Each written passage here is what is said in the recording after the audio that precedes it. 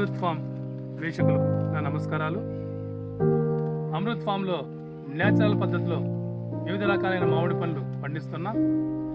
ఇవి తలకోన దగ్గరలో ఉన్న బాకలపాటి ఏరియాలో ఉన్నటువంటి మా గార్డెన్లో ఇప్పుడు మీరు చూస్తున్నది ఇమాం పసంద్ అన్నటువంటి పసందైన రకం.